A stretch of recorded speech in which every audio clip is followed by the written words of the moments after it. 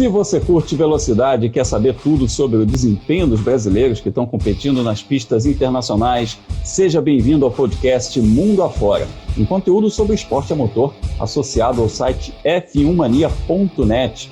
Além de acompanhar as notícias diariamente no site, eu já convido você a seguir nas redes sociais. Procura lá no Twitter, no Instagram e no Facebook por site F1 Mania. Assim você fica por dentro de tudo, inclusive, sobre os brasileiros que competem mundo afora. Esse é o tema do nosso podcast.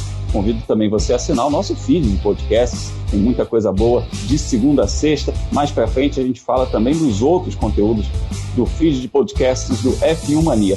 Eu sou Alexander Grunwald, jornalista especializado em automobilismo, e já te informo que hoje temos a participação especialíssima de Tony Canaan no nosso podcast.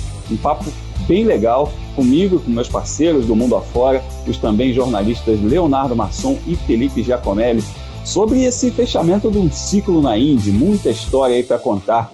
Aproveito para dar um alô no Léo e no Felipe, lembrando que foi um fim de semana do jeito que a gente gosta, com bons resultados. Fala aí, Léo, teve vitória brasileira na base, né? Tudo certo, querido? Fala, Grum, fala, Felipe. Alô, você que acompanha a gente aqui no Mundo Afora. Pois é, vitória não, né, Grum? Vitórias, né? 2 vitórias do Barrichello lá na USF 2000. Vitórias em Indianápolis, no circuito misto. As primeiras vitórias do Dudu no campeonato e primeiras vitórias dele como piloto de monopostos. Então a gente vai falar bastante dele aí durante essa edição. É isso aí, o Dudu Barrichello também vai contar pra gente hoje como foi essa experiência da primeira vitória. Ele mandou uma mensagem pra gente. E, aliás, Felipe Giacomelli, o fim de semana dos brasileiros nos Estados Unidos foi realmente bem positivo, não só nas categorias de base, né? Oi, Grum, oi, Léo. Oi pra você que tá nos ouvindo também. Não foi só o Dudu que se deu bem no fim de semana, né? O Hélio Castro Neves ganhou pela segunda vez consecutiva na IMSA, agora foi em Road Atlanta, e ele entrou de vez na briga pelo título, né?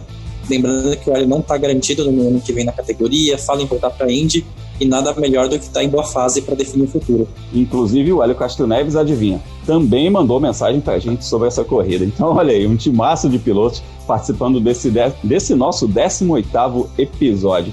Então vamos nessa, né? Tá na hora da gente viajar mundo afora.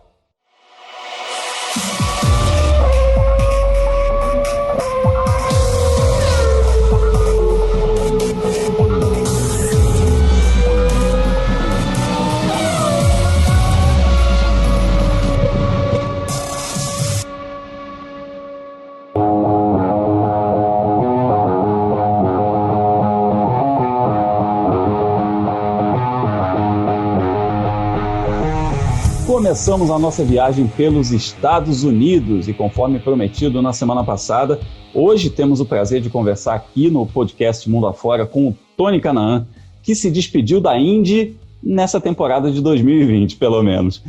Só que com aquele gostinho de quero mais, né? Aquela sensação que no inglês chamamos de unfinished business. Foram aí 383 largadas na Indy, campeão de 2004, vencedor da Indy 500 em 2013... Tony, prazer ter você aqui com a gente. Lá se vão mais de 20 anos competindo na categoria, né? Aquela vitória épica na Indy 500, um título, mas o coração ainda segue apaixonado por esse bichinho da velocidade, né? Fala, Grum, prazer estar aqui com vocês. Não sei se eu posso dizer que é um unfinished business, é um negócio mal acabado, mas com certeza eu nunca disse que eu iria parar de correr ou que eu iria me aposentar. Eu disse que eu ia dar uma diminuída no volume das corridas e com certeza com essa história do corona a gente tá dando uma repensada no que fazer. Mas tem um monte de outras categorias que eu ainda posso correr. Eu penso ainda em ir com esse Stock Car no Brasil uma hora. Então com certeza o bichinho da velocidade nunca vai sair de mim. Beleza, vamos começar aí a nossa rodada de perguntas aí. Eu começo pelo Léo. Vamos lá, Léo. Oi, Tony, tudo bem? É o Léo por aqui. Tony, eu queria ver contigo o seguinte, uma coisa que tem marcado a sua temporada, que marcou a sua temporada de 2020, foi o fato de você não competir em todas as provas. Como foi essa adaptação em dividir o carro com outros 2 pilotos? Pois é, Léo, é uma temporada meio atípica, mas eu vou te falar que com essa história do Covid, do coronavírus, deu até uma aliviada para mim, uma facilitada, porque foi uma temporada atípica para todo mundo. Mas foi esquisito ver uma pessoa guiando o seu carro, né, nas outras corridas, não estar em todas as corridas. Foram 22 anos fazendo o campeonato inteiro. Então, acho que a primeira corrida não foi tão difícil porque eu fiz, né? Nós todos fomos fazer o Texas, mas aí depois pra frente foi o primeiro final de semana sem estar no carro assistindo pela televisão. Foi meio esquisito, mas não tinha muita opção, né? Eu tinha que acostumar. Então, a gente engoliu seco e ficou assistindo. Tony, um prazer ter você aqui no nosso podcast. A minha dúvida é um pouco sobre sua carreira a partir de agora. Você já, além da Indy, né? Você já ganhou as 24 horas de Daytona, tem experiência em Le Mans. E como que é o seu futuro a partir de agora? Vai ser na Indy ou você tem conversado também com equipes de outras categorias? Bom, Felipe, com certeza eu negocio nesse momento com todo mundo, mas eu ainda tenho muita vontade de correr de GT, tenho muita vontade ainda de fazer as 24 horas de Le Mans. Daytona eu já ganhei, então a gente está negociando, falar a verdade, com todo mundo agora. Temporada de caça está aberta. Aliás, tem gente pedindo Tony Kanaan na estoque, hein? A gente está pegando a estrada para Londrina, que tem corrida nesse fim de semana. O que é que eu falo pro pessoal lá, hein? Olha, Grum, já que você tá aí, indo, vai lá, faz o meio de campo, fala que eu tô pronto. Passa meu telefone para eles que a gente começa a conversar. Vai fazer de meu manager também, vai? Tá bom assim? Tony, pegando um pouco carona nesse tema sobre campeonatos, se você pudesse, assim, independente de qual época, qual ano, um sonho assim, qual que seria o carro, qual campeonato você gostaria de competir? Nossa, Felipe, não sei, um carro que eu gostaria de guiar, eu vou te falar que eu queria guiar as Mercedes de Le Mans, aquelas antigas, né, que eram super rápidas, e a McLaren do Senna de 88, só porque era do chefe. Bom, Tony, aqui no podcast a gente fala muito sobre os meninos que estão em categorias de base. Nesse podcast, inclusive, a gente vai falar muito do Dudu Barrichello e do Kiko Porto, que estão no Road to Indy, né? Estão nas categorias de base aí nos Estados Unidos. Mas eu queria saber se você acompanha essa molecada da base, seja nos Estados Unidos ou na Europa, e qual desses pilotos, ou quais desses pilotos te chamam mais atenção? Olha, Léo, nomes que me chamam a atenção, tanto aqui como na Europa, eu já te digo dos brasileiros, você já falou do Kiko Porto e do Dudu.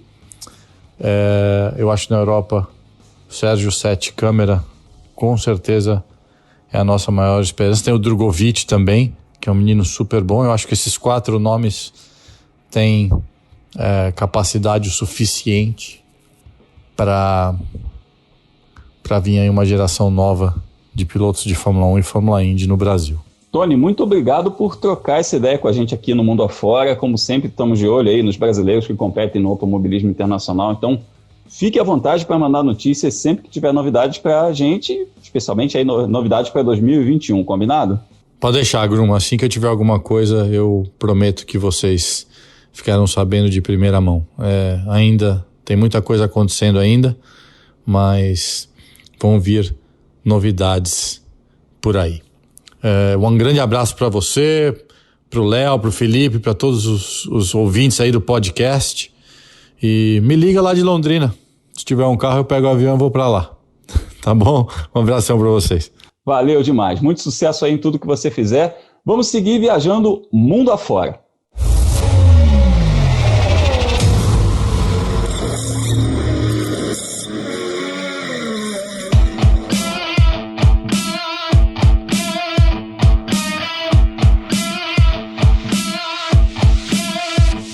Já que estamos falando de Fórmula Indy, conversamos aí com o Tony Kanaan, vamos falar aí do Road to Indy, né? Porque teve USF 2000 em Indianápolis, no circuito misto de Indianápolis, lembrando que são 3 categorias abaixo da Indy que compõem aí o chamado Road to Indy. A USF 2000 é a primeira categoria de entrada, que teve uma rodada tripla em Indianápolis com um tremendo desempenho dos brasileiros. Foram 2 poles para o Kiko Porto, que também fez 2 pódios, 3º lugar nas corridas 1 e 3, e ainda teve um 4º lugar, e também 2 vitórias do Dudu Barrichello nas corridas 1 e 2, e um P5 na corrida 3, então o Dudu fez aí um fim de semana sensacional, inclusive porque o Rubens Barrichello estava lá, foi muito bacana quem acompanhou pelo Instagram do Rubinho, ele chegou lá de surpresa nos Estados Unidos, o Dudu não estava esperando por ele, e então ele chegou lá para acompanhar, foi o spotter do Dudu nesse fim de semana, e acompanhou tudo bem de perto, se emocionou, óbvio, né, como sempre, né, Rubinho se emocionando, aí não tem muita novidade, mas foi muito legal ver os stories dele, acompanhar tudo, e é engraçado que a gente está falando aqui do desempenho dos brasileiros. O Kiko foi o nosso entrevistado da semana passada, falou que estava empolgado para Indianápolis, chegou lá e fez 2 poles. Agora é a vez da gente ouvir o Dudu Barrichello, que venceu aí pela primeira vez na categoria, logo 2 vitórias de uma vez. Ninguém melhor que ele mesmo para contar como foi essa experiência. Fala, Dudu. Fala, Grum, Dudu Barrichello aqui. Bom, acabei de voltar da etapa de Indianápolis, que foi muito 10. Já começamos ok ali nos treinos, fui quarto, eu consegui colocar uma volta que eu estava bem satisfeito com ela, o carro ainda não estava onde eu queria. Pro qualifying fui terceiro, estava feliz com o carro, mas ainda não estava perfeito. O Kiko realmente deu uma volta voadora e conseguiu a pole dele, que eu estava muito feliz também por ele. Indo para a corrida, larguei de terceiro, não tive uma largada boa, caí para sexto. Na freada consegui ir para quarto de novo, depois o segundo teve um problema e fiquei em terceiro. Aí a gente estava indo no decorrer da corrida ali e o segundo estava chegando no Kiko. Disputaram e eu consegui ultrapassagem para minha primeira vitória, que foi, cara, sensacional. E depois, o resto do fim de semana, realmente, depois da primeira vitória, fiquei muito relaxado, né? Saiu um peso gigantesco das minhas costas, então foi só curtir. Pro segundo quali eu classifiquei em segundo, menos de meio décimo do Kiko, que eu tava bem feliz com isso, porque o Kiko tava muito forte pro qualify. E aí, largando de segundo, consegui a ultrapassagem logo na primeira curva e cheguei em primeiro. E isso foi, cara, sensacional de novo, sem palavras. E para a terceira corrida consegui fazer a pole dessa vez, graças a Deus consegui bater o Kiko ali. E largando da pole consegui fazer a primeira volta em primeiro, enfim. Achei que ia ser uma corrida igual à segunda, que a gente conseguiu abrir um gap, mas realmente não conseguimos, porque alguns acertos no carro não foram pro lado certo. Mas enfim, o final de semana foi perfeito e final de semana que vem já tem Middle Ohio, então vamos para cima de novo. Valeu, Grum! Valeu, Dudu. Muito legal essa safra de brasileiros mostrando o resultado. E, Léo, a gente nota que ele fala sobre tirar a pressão, né?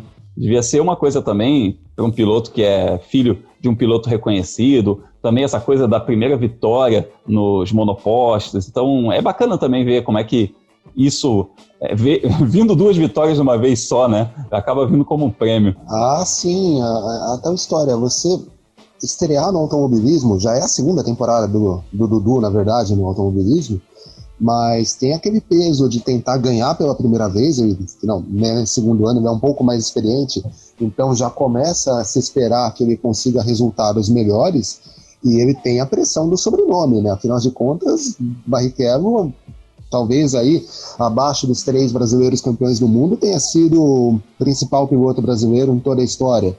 E, enfim, mas ele conseguiu um grande final de semana lá em Indianápolis, 2 vitórias, né? Tirou completamente a pressão da primeira vitória e agora ele começa a querer se colocar uma segunda pressão, que é pensar em ganhar o campeonato. Esses resultados colocaram o Dudu num terceiro lugar do campeonato. Ele está bastante próximo do vice-líder, que é o Reece Gold, ainda um pouco distante do Christian Rasmussen, que é o líder do campeonato e venceu as 6 primeiras corridas. Mas ainda faltando 5 provas, o Dudu pode começar a pensar em algo mais do que só vencer corridas, né? Dá para começar a pensar em ganhar esse campeonato na USF 2000, que, como a gente sempre lembra, né, no caso dos Estados Unidos, você ganhar um campeonato, a premiação é a bolsa para a categoria seguinte. Então seria bom para o currículo dele, mas também para uma sequência de carreira. Léo, isso que você falou que agora dá para o Dudu pensar em campeonato, é verdade. O Christian Rasmussen, o dinamarquês, quando a gente viu que ele ganhou as 6 corridas seguidas no começo do campeonato, parecia que o título estava definido, mas em Indianápolis ele não andou bem, teve um 5º lugar como o melhor resultado, e a diferença caiu para 50 pontos para o Reece Gold e 57 para o Barrichello, levando em conta que é uma grande diferença, mas como o ganhador de uma corrida ganha 30 pontos, ainda faltam 3 etapas até o fim do ano, né? New Jersey, Mid Ohio e São Petersburgo, ainda dá tempo do Barrichello tentar buscar essa diferença. E é bom, né, a gente ver o Barrichello andando bem. Acho que ele já estava mostrando desde o fim do ano passado que estava em boa fase na USF 2000.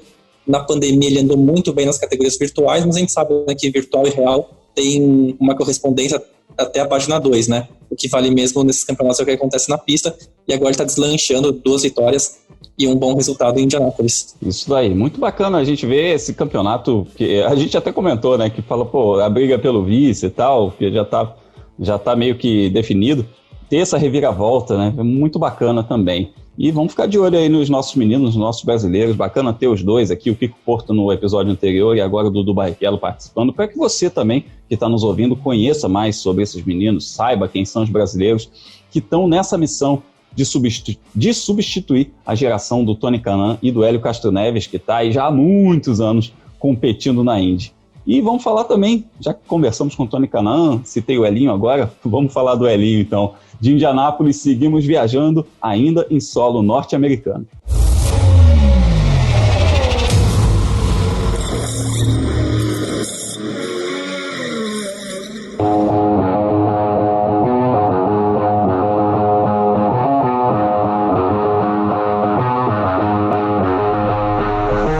Hélio Castro Neves venceu em Road Atlanta ao lado de Rick Taylor na IMSA, segunda vitória consecutiva da dupla da Acura, que Acura é o protótipo fabricado lá pela Honda, né? A equipe Penske com o carro da Acura. Então foi uma vitória sensacional, porque o time tomou uma punição por excesso de velocidade nos pits e tal, caiu bastante em relação ao líder, mas conseguiu se recuperar. Foi uma corrida de 6 horas aí da IMSA, principal categoria de endurance dos Estados Unidos. E já que a gente já ouviu o Tony, já ouviu o Dudu Barrichello, ninguém melhor para nos contar sobre tudo isso do que Hélio Castro Neves. Elinho, nos conta tudo. Como foi essa prova, Hélio Castro Neves? Pois é, galera, a corrida de sábado foi show. Puxa vida, largamos da pole position, tivemos que enfrentar uma penalidade no começo da corrida. Foram 6 horas, obviamente, de prova, e a penalidade, infelizmente, aconteceu pelo fato de quando o sistema do carro da Acura, quando você entra em segunda marcha, o sistema de limite de velocidade, ele não aciona, ele só aciona quando você entra em primeiro. E uma daquelas, desconcentrado, querendo entrar rápido, eu consegui diminuir a velocidade, mas o sistema não acionou. Então quando eu voltei pro acelerador, o sistema não acionou, eu ultrapassei o limite de velocidade. E explicando para a equipe saindo do box, você tem umas luzes vermelhas, isso que significa que você tem que parar quando provavelmente o pace car está passando. E obviamente, por eu estar conversando com a equipe, explicando do problema, eu não parei e passei direto. Então eu tomei 2 penalidades em uma parada, que foi ultrapassando o limite de velocidade e passando essa linha que praticamente a gente perdeu 1,5 voltas. Mas aí a gente não perdeu esperança, pelo contrário, sabia que eram 6 horas de corrida, então a gente teve que ter um pouco de sorte, e aconteceu que foram as bandeiras amarelas que colocaram a gente na volta da liderança, e depois aquela diferença de 30 segundos, uma outra bandeira amarela no final, colocou a gente mais próximo. A gente sabia que se ficasse ali próximo dos outros competidores, a gente tinha um ritmo muito bom, muito forte, era só questão de tempo, e tempo é o que tinha, que foi, como eu disse, foram 6 horas, e aí no final a gente acabou tomando a liderança. O Rick Taylor, que é meu companheiro de equipe, fez um excelente trabalho, passou todo mundo, pôs na liderança, abriu uma vantagem de 12 segundos, quando eu voltei pro carro novamente, era só administrar, teve aquela outra bandeira amarela no finalzinho, mas eu tava praticamente, já sabia o que tinha que fazer, e foi realmente fantástico o dia para todo mundo. Então vamos seguir aí, né, trabalhando, e a próxima corrida em Mid-Ohio, vamos ver o que a gente consegue. Valeu, galera, pelas torcidas, vamos continuar, vamos para a 3ª seguida. Valeu. Valeu, Elinho, entrando aí na briga pelo título, né, a gente ainda teve outros brasileiros andando bem. O Pipo Derani e o Felipe Nasser terminaram em 3º lugar com o protótipo da Cadillac, e o Matheus Leite foi 8º na categoria, o último da categoria DPI. Teve uma corrida com muitos problemas aí, mas lembrando que ele faz apenas as corridas mais longas, então não é um piloto que está disputando esse título, como é o caso do Pipo Derani e do Felipe Nasser, e também do Hélio Castro Neves, Felipe, campeonato equilibrado aí, né, cara? A gente tá melhor do que muita categoria que a gente vê por aí, que é muito badalada. A IMSA completamente imprevisível. É isso mesmo, Bruno. A gente tá vendo pelo menos 3 carros com chances reais, né, de conquistar o título. Isso sem falar da Mazda, né? A liderança, por enquanto, sendo do carro da Wayne Taylor, daquele que tem o Ryan Briscoe e o Ranger Van der Zandt com 150 pontos. O Pipo Derani vem logo atrás, 4 pontinhos atrás. E o Hélio Castro Neves com as 2 vitórias, ao lado do Rick Taylor, a 10 pontos atrás da dupla que está liderando. Tem muito campeonato ainda pela frente. A gente vai ter essa corrida, né, que aconteceu no Road Atlanta nesse fim de semana. Na verdade, era a prova de Watkins Glen, que foi cancelada por causa do fechamento de fronteiras de Nova York, que é o estado onde Watkins Glen está localizado por causa do coronavírus. Aí a INSA não teve o que fazer, teve que mudar o lugar da prova. Mas tem a Petit Le Mans, mesmo nessa pista de Atlanta no fim do ano. Depois tem Sebring, né, que foi uma das corridas que teve a data trocada pela pandemia. É muito importante, a gente falou lá no comecinho do episódio, o Hélio Castro Neves está mostrando um bom desempenho, não só na INSA, com essas 2 vitórias, mas também ele andou muito bem nas 500 milhas de Indianápolis, levando em conta que a gente está falando de um piloto que não disputou nenhuma outra etapa desse ano e estava em um carro com motor Chevrolet que claramente não tinha a mesma potência do equipamento da Honda, porque ele está no momento de definir a carreira dele, né? Pela primeira vez a gente não sabe onde o Hélio Castro Neves vai correr no ano que vem e muito provavelmente não seja pela Penske.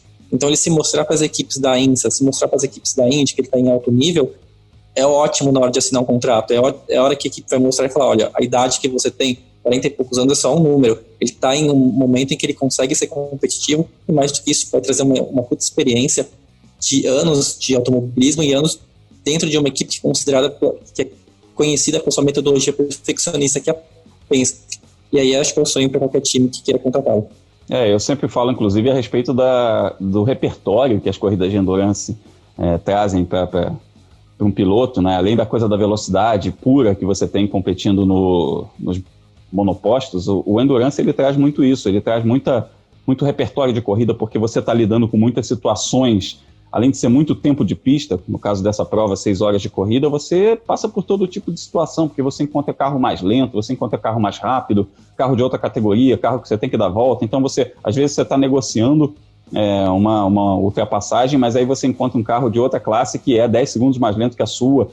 É muito louco, né? É um negócio que você precisa desenvolver muito. E eu lembro da live que o Juan Pablo Montoya, que corre no outro Acura da Penske, fez com o Rubens Barrichello, e o Rubinho perguntou, como é que são aqueles protótipos e tal, Endurance, e o Montoya deu uma risada falando assim, Endurance naquelas, né, porque é pauleira o tempo todo. Ele falou, é muito downforce, o carro gruda muito no chão, o carro faz muita curva, e o Montoya falou, é uma sensação que eu não tinha desde a Fórmula 1, é um carro que faz muita curva, é um carro que tem muita pressão aerodinâmica. Eu falei do campeonato apertado, só dando aqui a pontuação. Os líderes do campeonato são o Ryan Briscoe e o Ranger Van der Zandt com 150 pontos. Pipo Derani está em terceiro lugar com 146, o Hélio Castro Neves e o Rick Taylor em sexto com 140 pontos. O Felipe Nasser é o nono com 119 pontos, porque ele perdeu uma etapa lá no começo do campeonato por conta da Covid-19. Então, a gente não tem o Pipo Derani e o Felipe Nasser com o mesmo número de pontos, mas você vê aí que terceiro lugar no campeonato, 146 a 150, e o sexto lugar com 140 pontos é um negócio muito embolado. E o mais legal, Léo, os brasileiros muito bem cotados, né? O bacana desse campeonato da INSA é que ele é um campeonato super equilibrado, né? A gente acompanha já há algum tempo e não raro o campeonato é decidido na última etapa, às vezes nas últimas voltas da última etapa, que é uma prova muito longa, assim como foi essa em Road Atlanta. Aliás, é a Petit Le Mans, que é disputada justamente em Road Atlanta, né? Eu lembro de campeonato ser decidido nos últimos 5 minutos da etapa final. E, enfim, os brasileiros já há algum tempo fazem um bom papel nesse campeonato da INSA. Se a gente buscar mais atrás com o Christian Fittipaldi, né, conseguiu alguns títulos nesse campeonato, e já há algum tempo com o Pipo Derani e o Felipe Nasser, e esse ano o Hélio Castro Neves se colocando nessa disputa pelo título. Bom papel dos brasileiros na temporada. Se você pegar as últimas 3 etapas em que a gente teve os protótipos correndo, né, a etapa da Virgínia só contou com os carros de Gran Turismo, a gente teve vitórias brasileiras, as 2 últimas etapas com o Elinho e o Rick Taylor, o companheiro americano que ele tem, E a etapa anterior foi vencida pelo Pipo e pelo Nasser. Então, é um campeonato que os brasileiros se mostram muito fortes, não só nas categorias de protótipo, nas categorias de GT também. A gente sempre tem, vira e mexe, a gente vê o Daniel Serra conquistando bons resultados, o Felipe Fraga conseguindo bons resultados nas categorias de GT da IMSA. E, enfim, um campeonato com nomes reconhecidos, não só brasileiros. A gente pega a liderança do campeonato, você tem o Ranger Van der Zandt, que é super experiente nesse tipo de carro, nesse tipo de competição, e o Ryan Briscoe, que por muito tempo foi piloto da Indy. Então a IMSA é um campeonato legal e é um campeonato que tem tido boa participação dos brasileiros nos últimos anos. É verdade. Aliás, não só na IMSA, né? Vamos lembrar que nesse fim de semana também teve a Lamborghini Super Troféu norte-americana, que é um evento suporte da IMSA, e teve vitória do Léo Lamelas, mais uma vitória do Léo Lamelas na classe Pro-Am. Então é um campeonato monomarca, é um campeonato de Gentleman Drivers, mas é bacana também a gente estar presente em todas as categorias. Então, o grande aproveitamento dos brasileiros nesse fim de semana foi até nas categorias suporte da IMSA. O Léo Lamelas, ele segue na segunda posição do campeonato. Bom, vamos seguir viajando, vamos mudar de continente.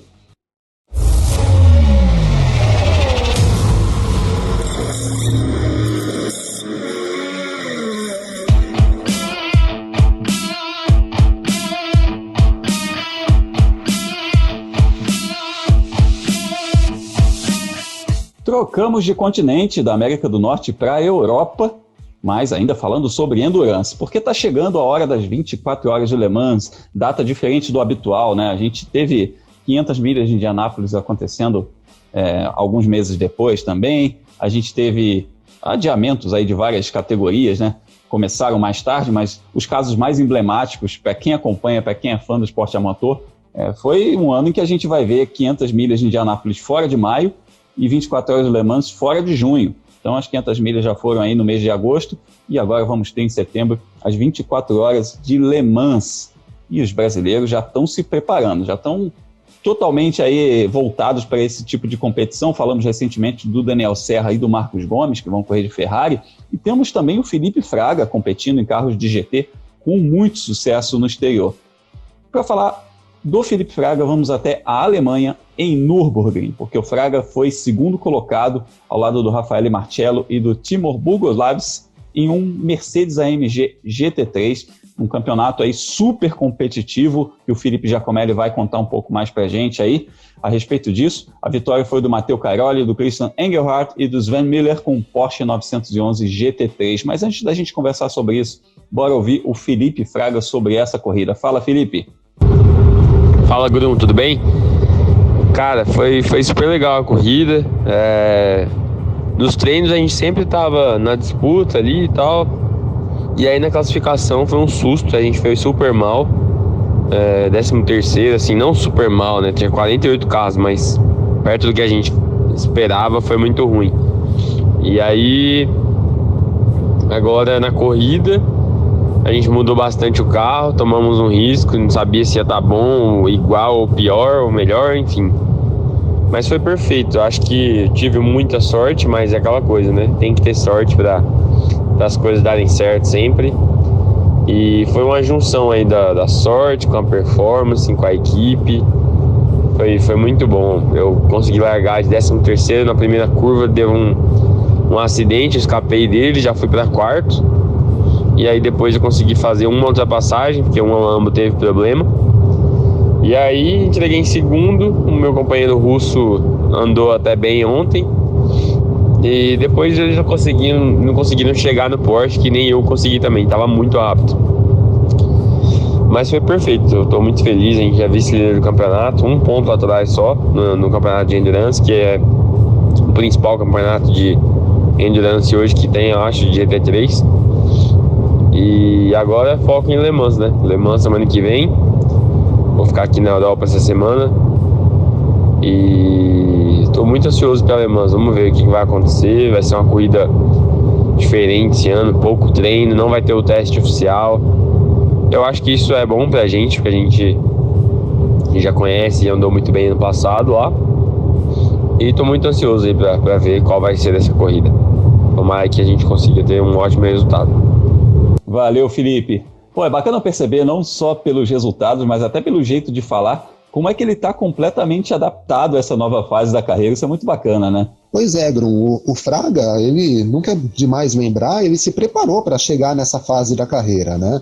Vale lembrar que até o ano passado ele corria na Stock Car, onde ele teve uma carreira vitoriosa, foi campeão, brigou pelo título do ano passado, teve vitórias importantes e tal, mas ele se preparou para chegar a disputar corridas de Gran Turismo, como né, na Europa e também nos Estados Unidos.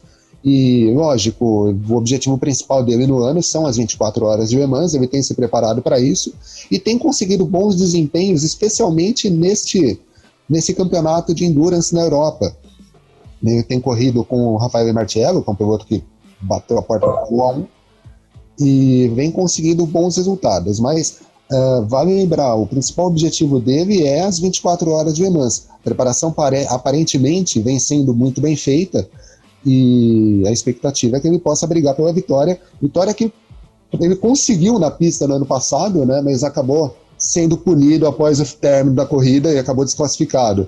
Mas os brasileiros não são Fraga, a gente tem falado do Marcos Gomes, né, nos últimos episódios, a gente tem o Daniel Serra mostrando um bom valor, então os brasileiros, principalmente os brasileiros com passagem na Stock Car e que vem se dedicando às categorias de Gran Turismo, vem mostrando bons resultados, bom trabalho nesse tipo de campeonato. E Léo, você falou que o Felipe Fraga tem conseguido bons resultados, mas é bom, né, porque justamente foi por isso que ele foi contratado. Ele está fazendo parte da principal equipe da Mercedes na categoria.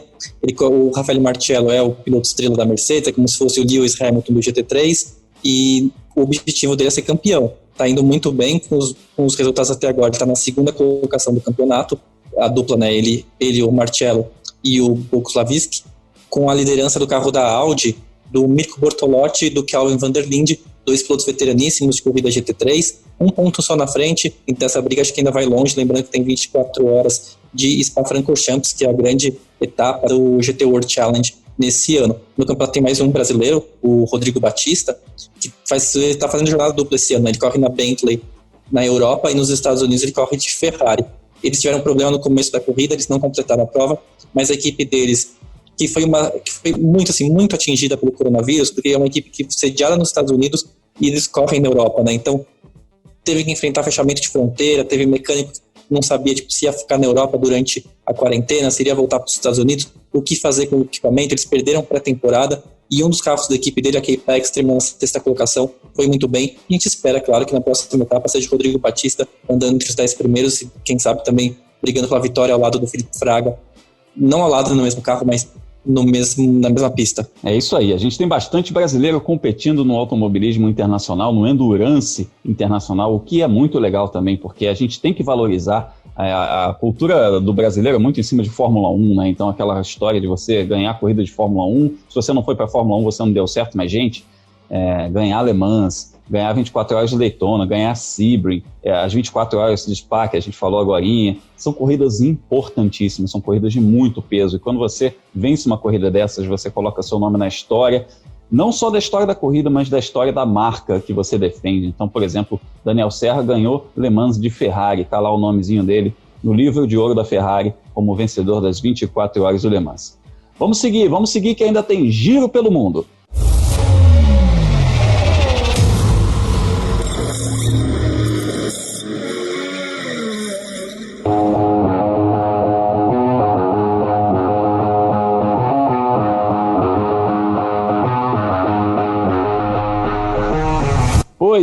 Pois é, a reta final desse nosso podcast ainda tem informação com o nosso giro pelo mundo. Eu começo esse giro em Monza, na Itália, para falar do fim de semana conturbado dos brasileiros nas divisões de base. Foi uma corrida no GP da Itália de Fórmula 1, foi uma corrida que muita gente comentou, que teve a vitória do Pierre Gasly, né, um fim de semana meio maluco. Mas na Fórmula 2 e na Fórmula 3 a gente não teve grandes resultados. Apesar de desempenhos consistentes, o Felipe Drugovich teve um 16º lugar e um abandono na corrida 2, o Pedro Piquet um 12º e um 17º, e o Guilherme Samaia 21º e 14º. Ficaram fora dos pontos na Fórmula 2, o Felipe Drugovich foi tocado, enfim. Um fim de semana de muitos problemas, mas na Fórmula 3 quase pintou vitória brasileira. O Enzo Fittipaldi, ele fez uma corrida incrível, ele saiu lá do finalzinho do grid para a 9ª posição, ele ganhou 20 posições, terminou na zona de pontuação e com o grid invertido ele largou em segundo na corrida de domingo, estava brigando pela vitória, sofreu um toque ali de um adversário, teve um pneu furado e aí lá se foi o sonho de ganhar pela primeira vez na Fórmula 3 FIA. O Igor Fraga também, um fim de semana de muitos problemas com a equipe dele, que não está rendendo. A Charus é uma equipe que não está rendendo, então ele e os companheiros de equipe também sempre largando lá atrás. Ele ficou fora da zona de pontuação mais uma vez. Mas foi legal ver o Enzo Fittipaldi também andando direitinho, né? Ele que vem aí de um vice-campeonato na Fórmula 3 regional europeia, né, Felipe? A gente começou a falar da Fórmula 3, parece que foi esses dias, né? Mas a gente está chegando agora na semana da última etapa da temporada. Foi muito rápido, né? Com essas corridas seguidas para ganhar tempo por causa da pandemia. A gente viu que era para ser em 1 ano ou em 2 meses. O Enzo Fittipaldi realmente foi essa situação. A gente torceu muito para ele conseguir bons resultados nessa temporada. Ele mostrou muito bom ritmo de prova, ele conseguiu ultrapassar pilotos. Acho que na Hungria teve aquele passão que ele deu por fora no adversário, agora estava brigando pela liderança, mas faltou assim um resultado, né? Quando a gente olhar a tabela dele, o melhor resultado até agora foi o 8º lugar que ele teve lá em Barcelona, e de resto não teve bons resultados tanto assim. É claro que a gente torce para o Enzo se recuperar agora em Mugello, tem depois Macau, que aí fica na dúvida se a corrida vai ter pilotos internacionais pela questão mesmo das viagens na pandemia, mas o tempo está acabando. E o Igor Fraga, a situação também muito complicada, né? Ele só pontuou em Silverstone uma única vez, e como ele faz parte do Red Bull Junior Team, que é aquele programa que a gente sabe que não tem muita paciência com os pilotos, a gente também espera que agora em Mugello e em Macau, se ele for correr também, ele consiga se recuperar, e que os dois, pro ano que vem, eles consigam acordos com equipes melhores, né? A gente tem expectativa que boa parte do grid vá para a Fórmula 2, vá para outros campeonatos de GT e protótipo também, se forem seguir carreira, e que eles consigam subir para grandes equipes e possam mostrar o talento que a gente sabe que eles têm. E eu estou aproveitando aqui só para fazer um pedido para vocês, você que está nos ouvindo, não para você, Grum, e você, Léo. Na descrição desse podcast tem a caixa postal nossa, né? Então, se vocês quiserem mandar mimos para a gente está aceitando. Agora que a pandemia está dando uma enfraquecida, acho que é um ótimo momento para mandar. E aproveita todo mundo para me seguir nas redes sociais, só buscar pelo Felipe Giacomelli, seja no Twitter ou no Instagram, ou o Grum mesmo vai marcar esse podcast com o meu perfil e você encontra e me segue. Ou no site felipegiacomelli.com, onde tem a agenda da velocidade, onde eu coloco todos os fins de semana o horário, os resultados e onde assistir as corridas das principais categorias do esporte a motor. Isso aí, Felipe. A gente fica de olho aí nos nossos brasileiros que estão competindo nas categorias de base da Fórmula 1 e também teve Nürburgring, também teve uma categoria de base, que é a Fórmula Renault. A gente teve o Caio Collet competindo nessa prova. Ele ficou fora do pódio pela primeira vez no ano, foi 6º numa corrida e 4º na outra, perdeu a liderança para o Vitor Martin, que foi vencedor das 2 corridas. O Martin agora é o líder do campeonato com 93 pontos, mas o Collet tem 88, está pertinho. Próxima etapa em Manicourt, na França, nesse fim de semana, Léo. Pois é, vamos torcer aí para o Caio conseguir retomar essa liderança, né? Ele acabou que não teve uma etapa tão interessante assim no último final de semana, mas é um piloto que está na briga pelo título. Bruno, para começar a me despedir aqui, eu queria dar um destaque final sobre a etapa da Moto E que a gente vai ter nesse final de semana, com a participação do Eric Granado. O pessoal da Moto E, aliás, o Mundial de Moto Velocidade vai correr em Misano nesse final de semana, né? E a gente tem a terceira etapa da Copa do Mundo de Motos Elétricas. O Eric vai tentar retomar a liderança do campeonato. Ele venceu a primeira corrida em Jerez, a segunda prova ele vinha em recuperação quando acabou atingido pelo Matteo Ferrari, atual campeão do mundo, e aí essa zerada que ele deu, né, ele terminou 100 pontos, acabou fazendo com que ele caísse para a terceira colocação. O Eric é um piloto que está desde o início da Moto E, um piloto forte que corre numa equipe boa no campeonato das motos elétricas, a A20, que inclusive tem operação no Mundial de MotoGP. Então a gente deseja toda a torcida aí para o Eric para que ele consiga bons resultados, quem sabe até voltar à liderança do campeonato. Bom, o Felipe falou dos mimos, a gente também aceita, manda para a caixa postal, se quiser mandar mimos para a gente, mandar pizza, mandar paçoca, a gente está aceitando. Tá? E quem quiser me seguir nas redes sociais pode procurar por Leonardo Marçom através do Instagram, ou no Facebook, ou no Twitter, que a gente fala bastante sobre corrida lá também. Isso aí. A gente vai acabar fazendo a nossa caixa postal fisicamente de verdade, porque para chegar a paçoca eu estou começando a considerar Isso um pouco mais seriamente. Bom, vou aproveitar que a gente falou então aí de Eric Granado, que a gente falou de Caio Collet, que a gente falou de Enzo Fittipaldi, de Igor Fraga, de Felipe Drogovic, para fazer o meu merchandising também, né? O canal Fórmula 1 tem a série Mundo Afora, na qual eu entrevisto pilotos brasileiros que competem no automobilismo internacional. Então todos esses nomes que eu mencionei agora estão lá, tem entrevistas lá. Chega em youtube.com/Fórmula 1, inscreva-se, né, no canal e aproveita para você também ouvir o que nossos pilotos brasileiros têm a falar a respeito de suas carreiras mundo afora.